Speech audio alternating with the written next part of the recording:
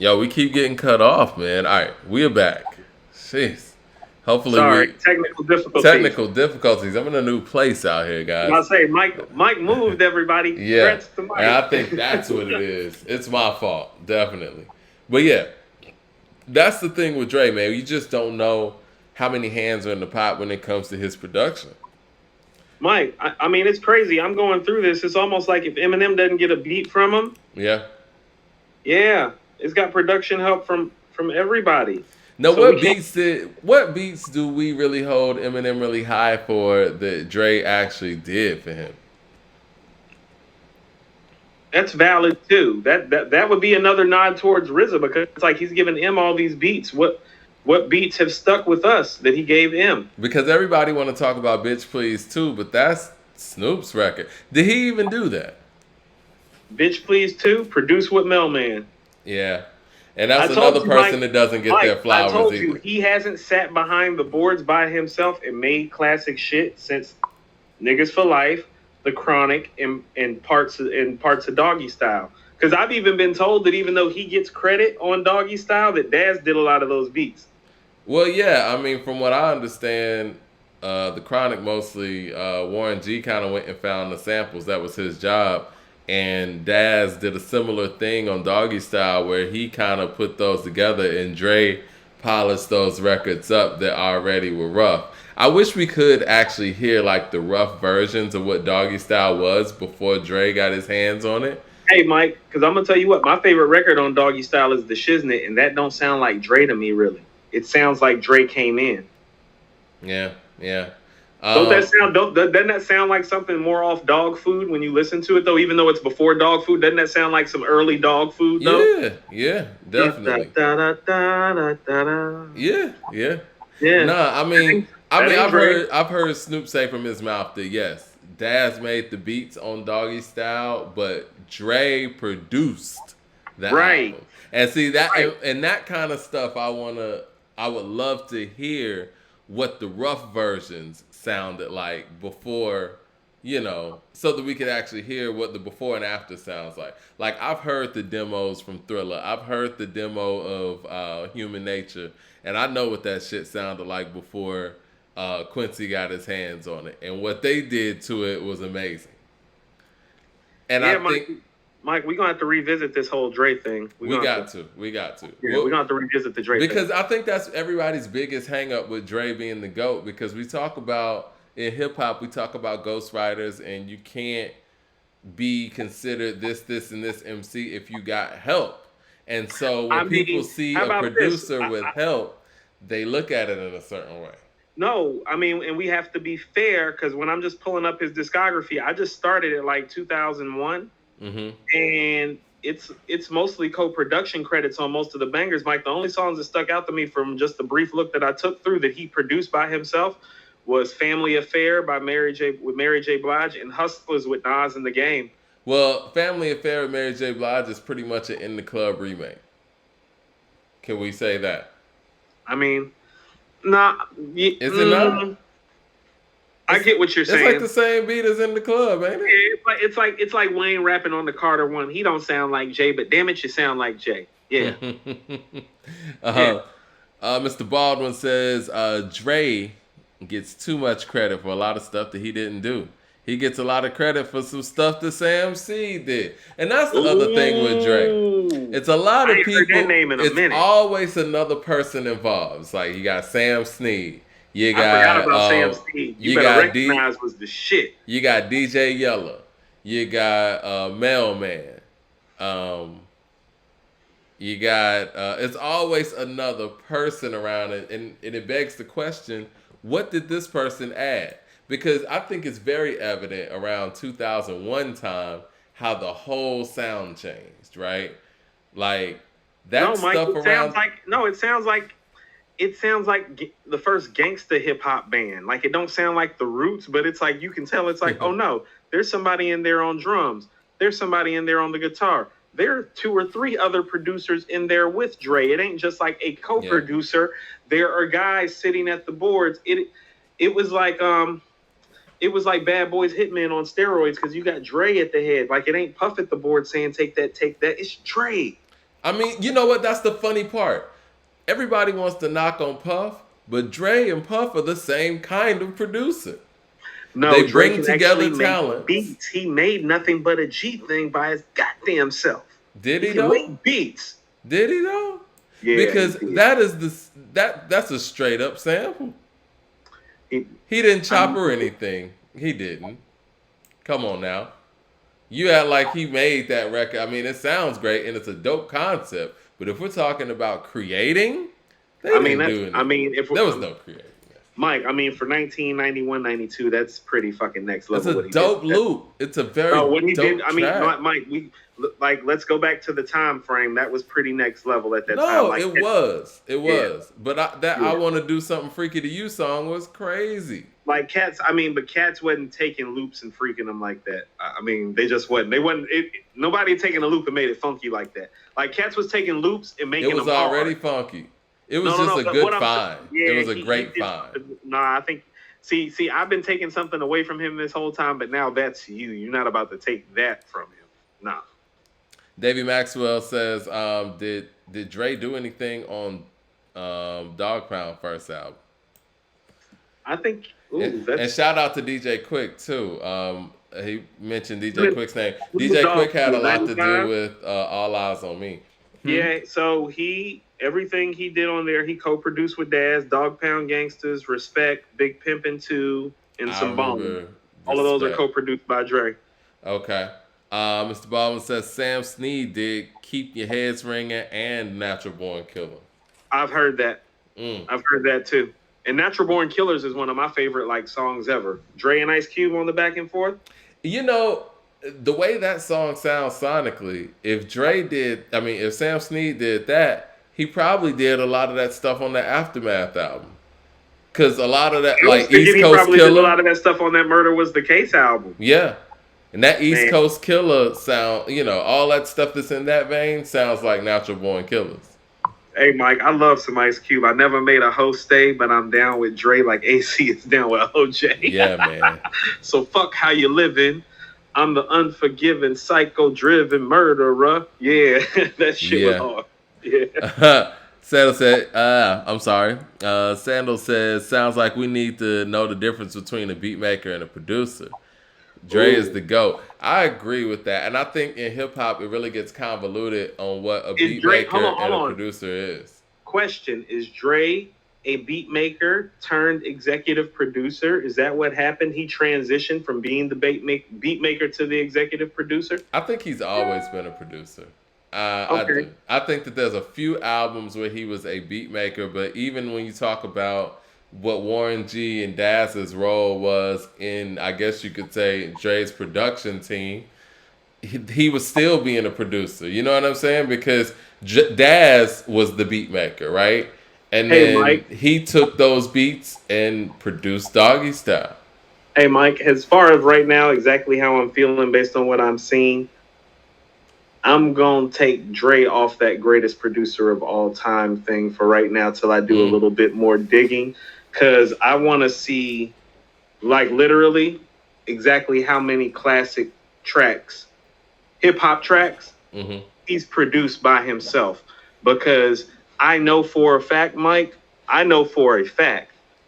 the RZA has produced by himself at least 50 to 75 classic hip-hop songs. Well, let's talk about Kanye, no, too. Mike, and the fact that I'm seeing all these co-production credits, for the first time, I'm not willing to say the same thing about Drake, and I'm about to check up on that shit. And let's talk about Kanye, too, with that. Nobody's popping up saying, I made this beat, Kanye.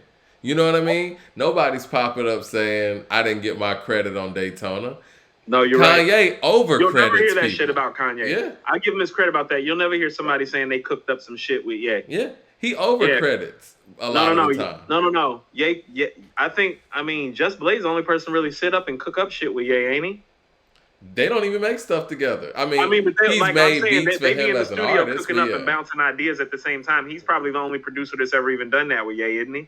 Yeah. Him and you No know ID. what? Like him and No ID, right? Just Blaze No ID. And you know what's so dope about that is the fact that, they'll do Touch the Sky together. Like, okay, now I'm the artist and you produce me.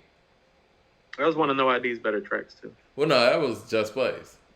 Just did that? Yeah, he did Touch the Sky. Yeah. That's brilliant. I love that. Yeah, Oh, that's that would doper. explain with the horns. Yeah, Yeah. that was Just awesome. Blaze? I think Yeah. Just and Kanye need to get back together and do some more work. They work really well together. They both could use it. I'd like that. I love both of them as producers. Let's finish up this Ray and Ghost. All right, so we're in. All right, we got I 6-6 lost my pen. right I don't now. even know where I put my pen. Yeah, we're at 6-6 right now. Round 13. That's when Ghost played Run, and then Raekwon just played Glaciers of Ice. Man, I mean, listen, man, like Once again, he just keeps on getting them. yeah, man. Because Run is brilliant. Glaciers of Ice is epic, Mike. You Man, already Glaciers know. of Ice is epic. You know how I feel about Glaciers of Ice. I think Mike, it's my all I favorite gotta song say on the is Purple Tape. that Point blank, period. Mike, 1995, he talking about rap Meyer Lansky, crash your fantasy, get high, fellas, sandbag, here's his plan, see, sit back, collecting, texting, checks, and blowing slow in a Montero, flexing, beats break heavily, word to INS, bless me, throw me like 3 bags of sets. Yo, Right. man, Glaciers of Ice is my favorite song. You know what, on Glaciers the Purple Tape. of Ice has a special type of energy to it that very few rap songs have. That, now we talk about RZA, it's one of his best beats right there. That's what I'm talking top about. Top 5 Mike, RZA beat Mike, right there. how about this? That's what I'm saying. So when, Mike, go to the Purple Tape, listen to those beats. Crazy, man. Dre in trouble. That's what I'm trying to tell you. No, Ice Cream alone. Because, just off the Purple Tape alone, RZA has a full-length project that rivals Dre's best full-length project production-wise, and I'm telling you, RZA about to fade him on these other tracks. I mean, because you got Incarcerated Scarface's track. You got Rainy Glaciers Days, of Ice. Mike. Rainy Days is a brilliant beat. Yeah, it's dope. Glaciers of Ice, Ice Cream. Verbal Intercourse, Wu Gambino's Heaven and Hell. Yeah, Wu Gambino's is crazy. Yeah, Knuckleheads, Mike, Criminology. These are all dope-ass. Yeah.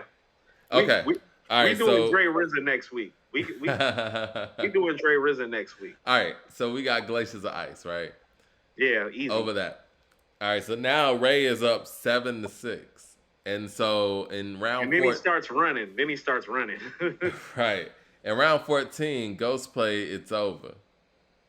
And then Raekwon played John Blaze, Fat Joe's song.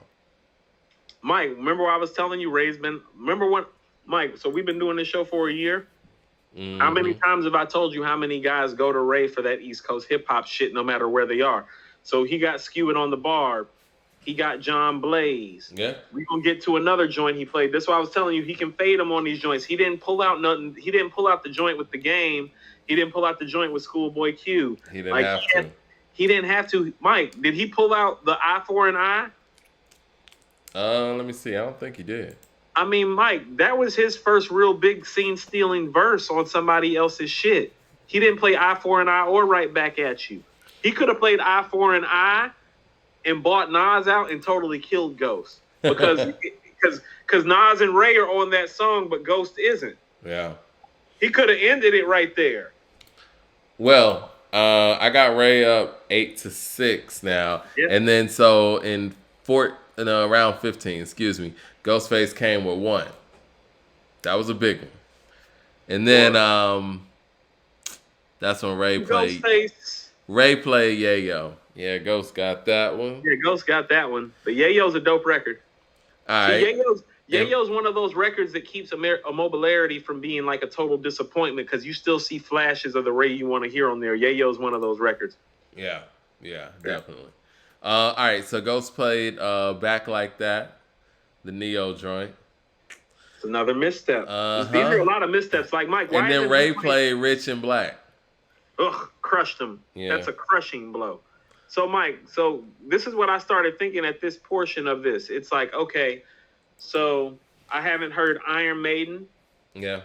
I haven't heard Fish. Mm-hmm. I haven't heard Poisonous Darts. I haven't heard Assassination Day. I haven't heard 260. I haven't heard After the Smoke is Clear. I haven't heard The Champ. You know what I mean, Mike? I can go through so many Ghostface songs that are great on his solo projects. Mike, he didn't even play the Good Times record. Mike, I'm naming tracks off Iron Man and Fish Scale. I'm not even naming any Supreme Clientele tracks. Where the Davey fuck is Maxwell we, said Ghost should have focused on joints off of Supreme Clientele. Mike? Where the fuck is We Made It? Right. Where is We Made It? Where is We Made It, Where nigga? is We Made It? Where is what's Nick, hold on. Good Times, Mike, man? Where is Good Times? When Ray played Glaciers of Ice, I was like, this shit about to be over unless Ghost start playing We Made It, The Champ, like his banger. It's like he need to start playing his hard shit right now. I was like, he needs to play We Made It right now. After Glaciers of Ice went off, I was like, he's about to lose unless he play We Made It. He needs to play We Made It right now. And he did not.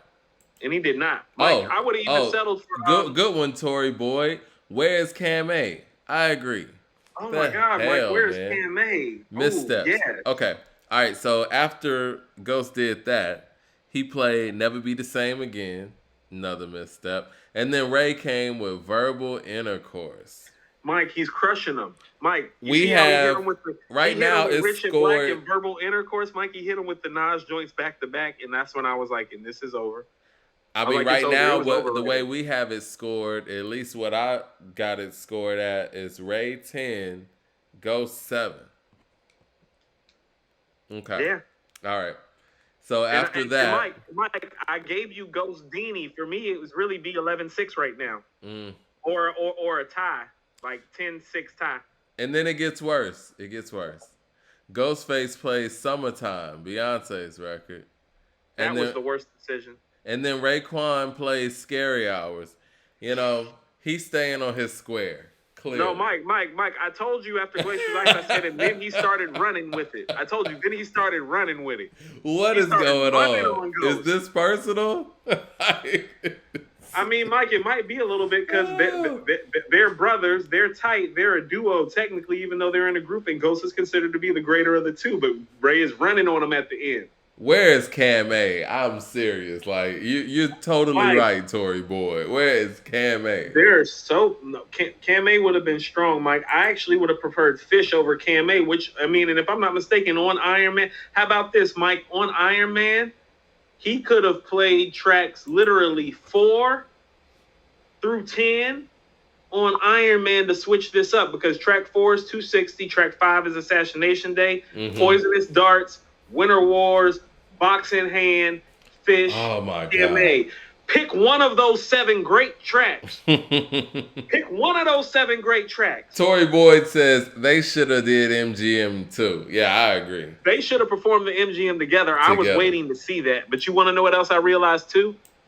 They should have started off seeing how it's a versus with the MGM because they was going to need their breath control to pull off the MGM too. Doing the MGM at the end wouldn't have been a possibility. It should have started off with the MGM. Definitely. That's still my favorite Ray and Ghost song. All right, so the next one, Ghost played Gonna Love Me, the Tiana Taylor record. And then Raekwon played Freaking You remix, Jodeci. She got stacked like the International House of Pancakes. All right, so that goes to Ray too. Yeah. He just started running on him, Mike. He ran on him and he didn't leave. And that's what I mean. And here's the thing. Ray still had a couple things in the chamber. He had a couple West Coast bangers he could have bought out. Mike, he didn't bring out Gorgeous either, did he? Yeah, he didn't. Right. All right. And then that's when Ghost played Can It Be So Simple? And then Ray played The Game. It was too late. Pete Rock's record, you know. That's Ghost, but I'm gonna tell you what, and I think I texted you this when Ray played that. It reminded me of how great that record was and how great that Pete Rock album was when he played that. That was a nice little nostalgic moment. Listen, man, The Game, I listen to that record all the time. That is it. The fucking Home Alone sample. That shit is crazy, man. And I will say this, and I love Pete Rock, and it's one of my favorite producers. Pete Rock should have sat out of that one. I mean, really. Those dudes went crazy on that record. Too crazy for him to be getting Ghost in there. went crazy on there, man. Jeez. See, but here's what I mean when I'm saying that Ray is picking wise. A lot of these tracks that Ray picked, that Ray's winning, Ghost is on the track too. Yeah. And and I think we did say this beforehand. And I think we were talking about it. You might have said this, and I concurred. I felt like Ray has a really great grasp on his catalog. Kind of like Snoop, He like does. He those knows guys what know their Mike. He stuff. knows what he brings to the table, and he Mm-hmm. provided that in this battle. Ghost is all over the place. It's like, how about this? The way Ghost started off, going from Special Delivery remix to Ghost Dini, I was like, I didn't like that. I'm like, I you didn't all like over that the either. place. I'm like, You you all know, over the place. Because here's the thing. If he was going to start off like that, it's like, oh, if you going to go for Ray, go for Ray. Mighty Healthy, Ghost Dini, yeah, We Made It, Cam A, yeah. Daytona 500. Mike, I'm going to be honest, what I wanted to hear, I wanted to hear Motherless Child. Mm. He could have It's played some. interesting. The one thing that's interesting about this verses is the fact that, or these verses all together, it gives you a sense of who knows their catalog as well as their biggest fan. You know what I mean? So you want to Because know some what? artists go out there and they don't play their best stuff. Ghost is an example of this. Premier Mike. did that too. Mike, I mean, how about this? What are Ghostface's 5 best songs? I mean, you're putting me on the spot with one of my But favorite artists. Mike, isn't it fair to say We Made It is one of his 5 best songs? Is that fair? I'm not mad at that assessment. I mean, it's up there. It's up there, right? There. It's a great record. It should have been played. We Made It should have been played. It should have been played. We Made It should have been played. Well, I told you Mighty Healthy was getting played. You did. One. You said. I told you one. He had to play one in Mighty Healthy. We both felt that way. Yeah, Nutmeg. He played Run. Mike, why, you want to, even some of his stuff, like when Raekwon played Yayo, you know what I was thinking? Play Shaky Dog off Fish Scale, because Shaky Dog's way harder than Yayo, and it's the same concept. Yeah. That's what I mean. It's like, why didn't he play Wisdom Body off of Purple Tape? Like, that's your one solo shot on the Purple Tape. Why didn't you play Wisdom Body? Why? Why? Why? I want to know why Ghost got so much. Mike, we talk about how Ghost has arguably one of the 5 greatest catalogs ever. We don't talk that way about Ray. And you know what? You have brought that conversation up where Ray's catalog is really underrated. And this is the proof, Mike. And this is the proof because we talk about how great Ghost's catalog is. And I know he's made some missteps in this matchup, but right now we have Ray beating him 12-8. And there's one more song left too. And I think Ray got this one. You think Heaven and Hell's better than All I Got Is You? I'm sorry. I thought he saved something else. Nah. Heaven and Hell's not. Yeah. All That I Got Is You is better than Heaven and Hell. Yeah. So that's the first rap song that made me cry, Mike. It's a great record, man. It is. Looks like that we tallied it up. Ray 12, Ghost 9. So Mike, can I say this? Go ahead. Ray kept a couple things in the bag too. Ghost had a lot of missteps, but this is why I say Raekwon is arguably top 10. Mm-hmm. That's Ghostface Killer. Ghostface is in most people's top 10, and it's not questioned at this point. Right. If he can beat him like this with that catalog, that means he's somebody special too. That's why I keep telling everybody, if you got Ghost like 4, 5, 6, then Ray can't be any lower than 13, 14, 15, and no lower than. It's not feasible. You just saw the proof. Well, you know what? That kind of brings, and I know we're going to wrap this show up in a minute. Hold on. Can I say one thing? Go ahead. Ghost is a better artist. Ray shit hits you harder. And that's what I've been trying to tell people. When Ray gets you, he got you. Like when Tim Bricks came on, I was like, yeah, rapper stepping to me. They want a brick, son. But I'm the chef. My price is 20. Yeah. Let's go through this one more time. You know what I'm saying? Before we wrap up. Because Chris just came in and he said Ghost won. Period. But let's go through this. Let's go through this because we got Ray winning 12-9. Right? So from the jump, Special Delivery versus Skew It on the Barbie. Skew It on the Barbie got that one. Ghost Dini versus Tim Bricks. Ghost Dini got that. Fourth Chamber versus House of Flying Daggers. Fourth Chamber got that. Mighty Healthy versus Incarcerated Scarfaces. Incarcerated Scarfaces got that. Black Jesus versus Live from New York. Black Jesus got that. The Watch versus It's Yours. It's Yours got that. Impossible versus 100 Rounds. Impossible got that. Sheshe Lagos versus Ice Cream. Ice Cream got that. So that point to Ray. New God Flow versus State of Grace. New God Flow got that. Nutmeg versus Criminology. Criminology got that. Holla versus Cream. Cream got that. Daytona 500 versus Rainy Days. Daytona 500 got that. Run versus Glaciers of Ice. Glaciers of Ice got that. And this is when it gets ugly. It's Over versus John Blaze. John Blaze got that. One versus Yayo. One got that. Back Like That versus Rich and Black. Rich and Black got that.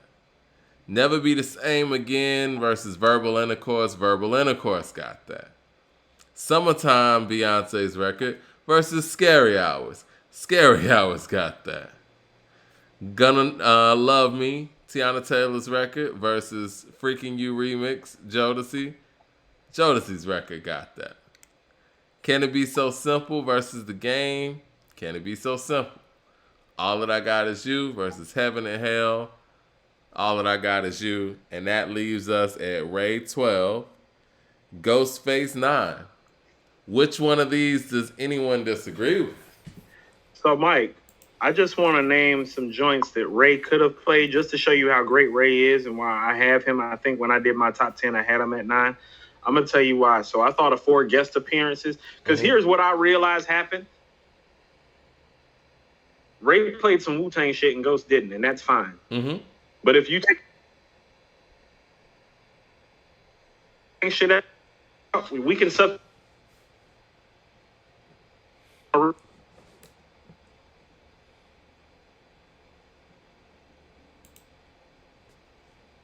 In class.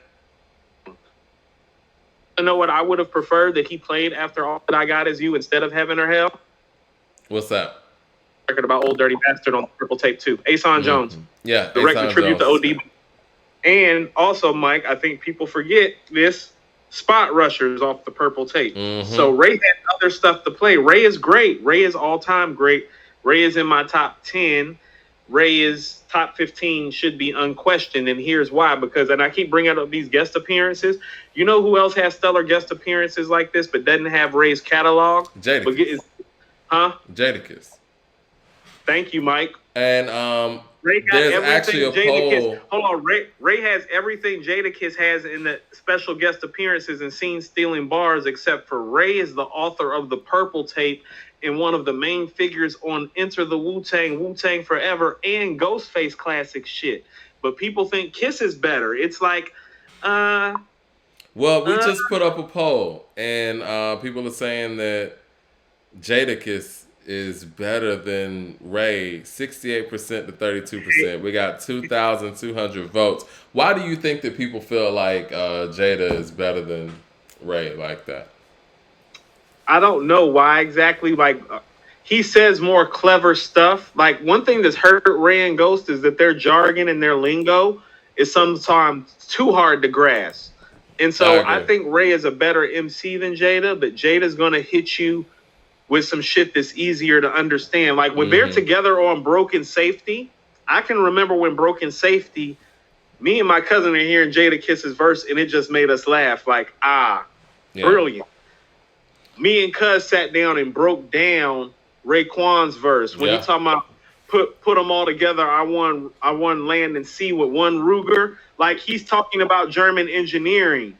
Right. Okay. And so you have to understand certain things. My cousin is a BMW head. My cousin who taught me how to rap, he's a BMW head, and so he's big into German engineering. Yeah. And so he's breaking down to me what Ray is saying about German engineering in the verse. Mike, that's a whole nother level than the shit that Kiss is spitting. This nigga breaking down, he keeping this shit street, but he breaking down German engineering in the middle of a verse.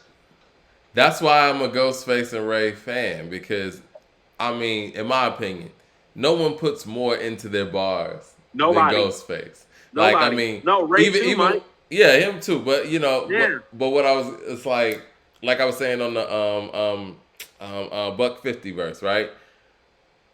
I No, mean, I know. I get what you're saying. I was fucking instead of with you. just saying, I've been working out, he says, I hit the gym for 2 weeks. My back all chiseled. Elbows unique now, meet the new me. Like, who does No, that? no, no, no, no, no.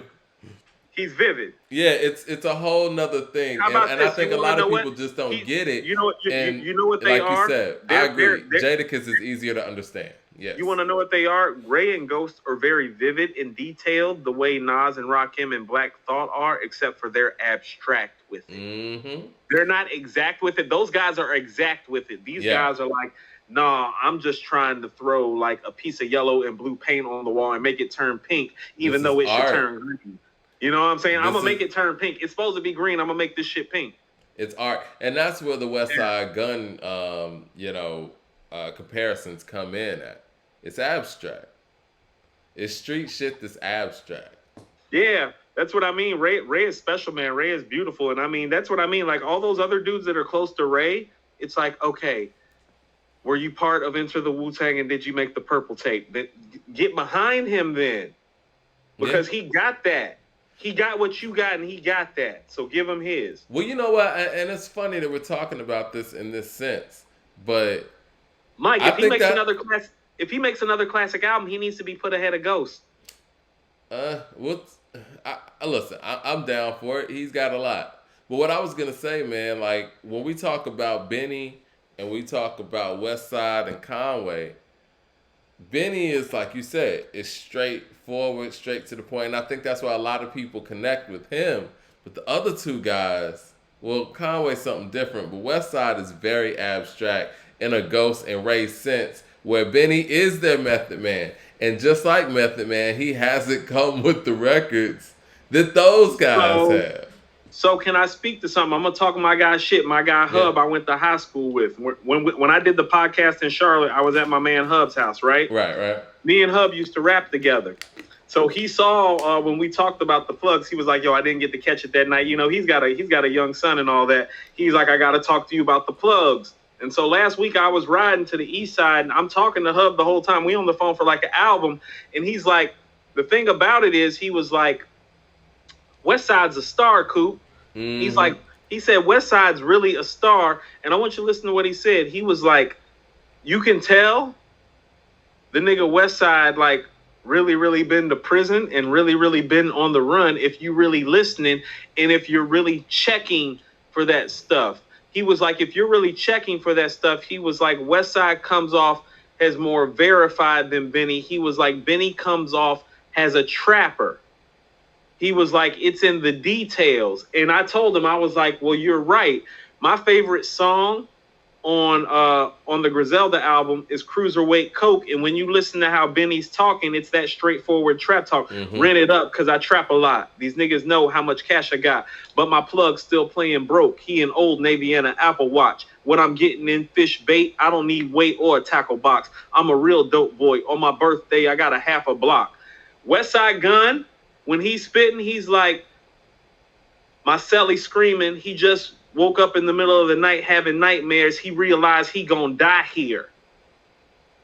That's different. like, wait a minute. Different. This is a whole different take. My celly having nightmares. The nigga got an L. He realized he gonna die here. That's the shit West Side spitting. So my guy Hub was breaking down for me the differences even in how they kick their street shit. He was like, West Side kicks more authentic, really into the detail. I lived at street shit.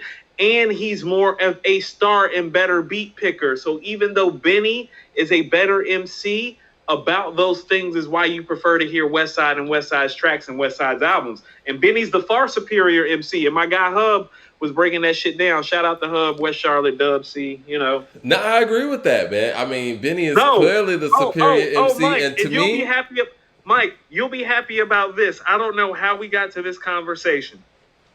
But we ended up talking about Nas is coming, and he literally said the same exact thing. Mike, he called me when you and me got done arguing about Nas is coming literally an hour later. He said the same exact things that you said about Nas is coming. I'm in the car with him, and I'm like, you want to know what? Because his name's Mike, too. His name's Michael Hubbard. I was like, I said, fuck both of the mics in my life. I was like, fuck you and fuck him. I said, but since both of y'all gonna tell me the same thing about Nas is coming on the same day, I was like, y'all gonna have it. The track didn't live up to expectations. I'm gonna scrap it. I mean, it's just. He I said, wish I liked it. he said, Coop, he said it's 1996, it's Dr. Dre and Nas. He said, and that's what they gave us. He said it didn't live up to expectations.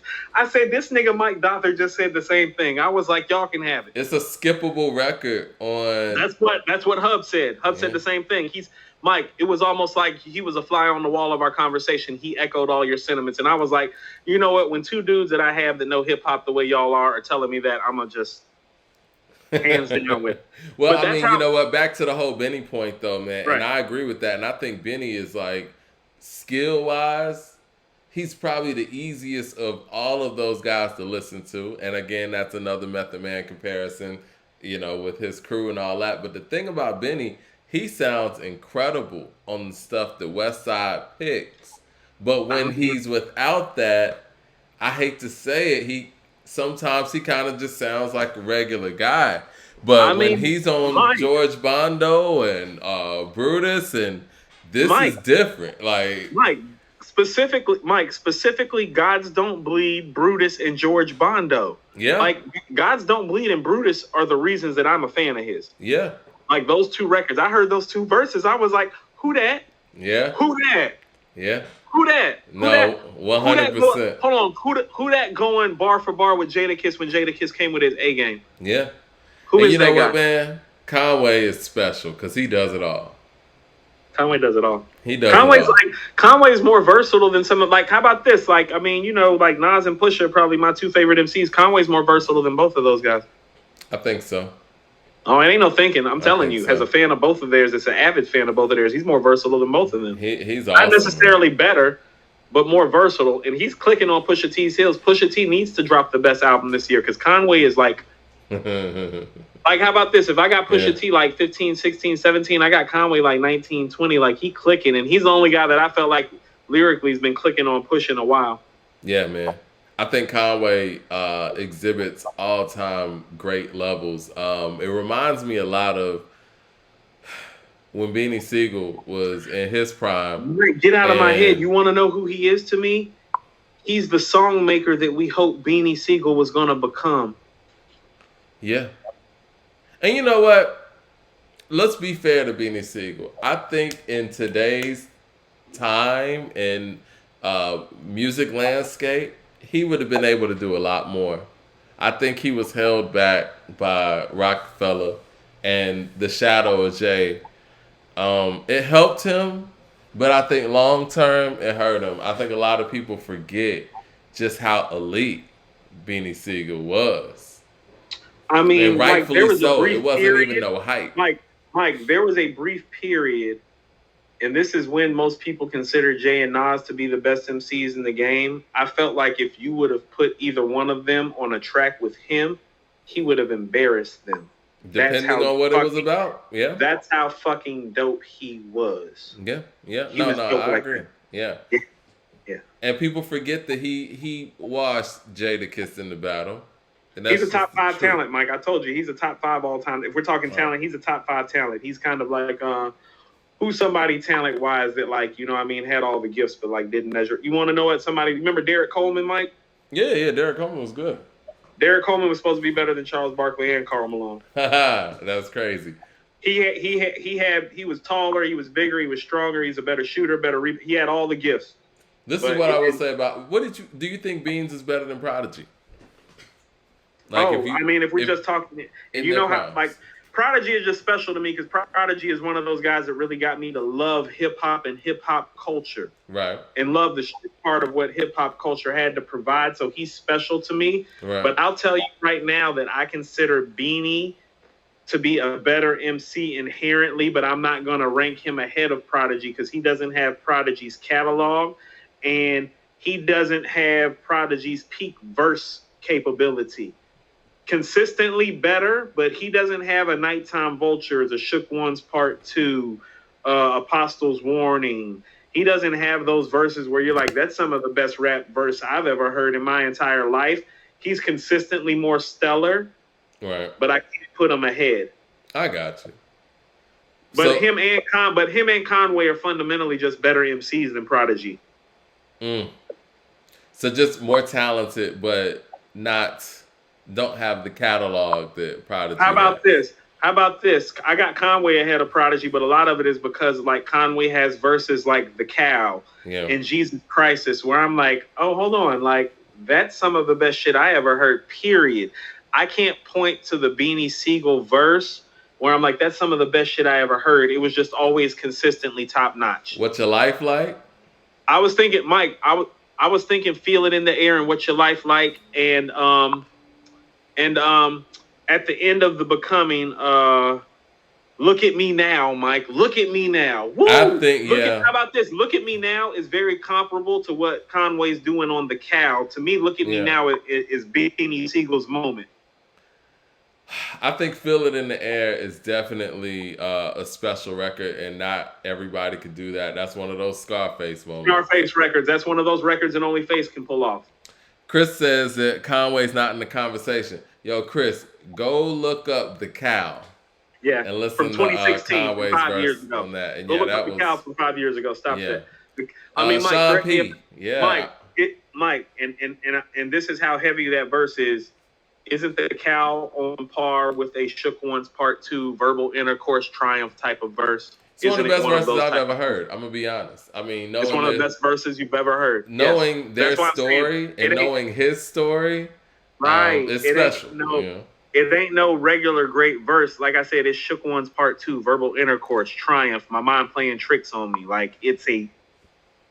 Yeah, Conway's verse on The Cow basically explains the whole Griselda story. The whole Griselda story is right there. Yeah. And like you said, that's from 2016. So that's 2016, Mike. That's how I got plugged to Conway. I didn't even know that he had dropped the Reject 2 till I heard The Cow. And then I heard the Reject 2, and then I just kind of like, life happens, Mike, and I just kind of fell out of touch with hip hop for about a year or two. Yeah. And so when you started talking to me, like you had sent me a Griselda song in 2017, and you're the one that kind of put me back on. And then Plugs came out, Blind Telling Plugs came out, and I was kind of back in. And when I heard him on Blind Tell, I was like, that's that nigga from that song. Yeah. That's how I kind of got back in the loop. Man, yeah. Do you got Bean? All right, Beans or Conway, talent wise? Mike, talent wise, Beans is top 5 to me. That's high praise. Mike, he's bananas, Mike. People who I feel like that about talent wise? Most people don't understand. Beanie Siegel can freestyle. Beanie Siegel in his prime can freestyle better than 95% of these rappers can rap if they sat down and wrote their rhymes right now. He was nice. Yeah, I've heard Siegel go for like 10 minutes straight, man. Right. Without a problem, Mike, he'd go for 10 minutes straight. It sound like it's written. That's some KRS-One shit, Mike. That's what I'm saying. That's top 5 talent stuff. When you can spit, like there's levels to this, Mike. There goes a level to your freestyle, or even to keep the capability, the intensity. It's hard for you to do, even if you're good. When you start rhyming, Mike, past 5 minutes, and it still sounds like you wrote it, and you not just spitting off the top of the dome, you special. He's special. Well, we're just talking about just straight up talent. You know what I mean? Ron says that Beans had a 6-year run. But you know what? You know how I feel like about... I'm sorry. You know who I feel like that about talent-wise? Mos Def is probably the most... He's a top 3 talent to me. Like, we talk about somebody who's just talented. How about this? Mos and Beans are more talented than Black Thought and Nas, but not better because they didn't work at their craft as hard. Mos Def is a natural, man. I mean... You're right. Most might be the most natural MC to ever bless the mic. It's like he's talking, man. Like in the form of rhymes. It's crazy. Mike, I hate to say, 2 of his favorite shits for me is shits that he did on Dave Chappelle, the car ride and the what's beef. It's like niggas can't fuck that. Know the lead shit in the car, Mike. Niggas can't fuck with that. Yo, I just got an alert from Apple Music. They're saying that Q-Tip's Abstract Radio is coming back. That's great news. He ain't did an episode in 2 years. But anyway, Priority was one of mine. Mos Def, top priority. Peace before everything, God before. It's like it's so natural, man. Like it's amazing, amazing stuff. All right, man. Well, let's get up out of here, man. It's like 10:30. But yeah, sorry for the technical difficulties. And next week, are we gonna talk about this RZA and Dre thing if we don't get no new music? I mean, it looked like Westside might be dropping a project, so we definitely gonna talk about Westside. But Mike, I'm pulling up Dre's catalog. I want to know how many classic tracks Dre has produced. So, as it stands right now, you got RZA over Dr. Dre. I mean, Mike, I'm thinking about the beats that are on Enter the Wu-Tang, Liquid Swords, Iron Man, and Only Built for Cuban Links. Dre need to have some smoke. Because I just named 4 albums. That's about 50 tracks hard, and on those albums, 90% of those beats aren't just good, Mike. They're epic. That's why I'm saying that Wu-Tang shit ain't just great, Mike. It's epic. Yeah. Like, Mike, Living in the World Today, Fourth Chamber, Shadow Boxing, Killer Hills 10304, Swordsman, Guillotine, Bring the Pain. Mike, Bring the Pain. You remember the beat to Bring the Pain? It's ridiculous, man. It's ridiculous. Mike, you know what I've been riding to? What's that? Meth vs. Chef. That beat hard, Mike. Yeah. I see why they had to battle for that beat. I battled for that beat, too. You know what? I was riding the Rawhide. Mike, I was riding. I told you I've been back on my Wu-Tang shit. That Method Man verse on Rawhide is stupid, Mike. Crazy. No. Wicked women putting period, blood, and stew. Don't make this stew witches brew. Yo, Method Man's verse was crazy on there. Like, how could he know what the fuck he never knew? He's talking that 80, you know. A mystery God, that's the work of y'all crew. The Holy Ghost got you scared to death, kid. Boom. Yeah, that nigga stupid. Yo, man. All right, man. Well, I'm going to holler at you. And, yeah, we're going to tune in next week and probably chop up the rest of this game. Hey, tell these dudes to drop some albums so I can stop, like, listening to Outkast and Wu-Tang all over again for, like, the 50th time in my life. All right. And, yeah, and still DRE is a better beat than G-Thing, yeah. No. No. But here,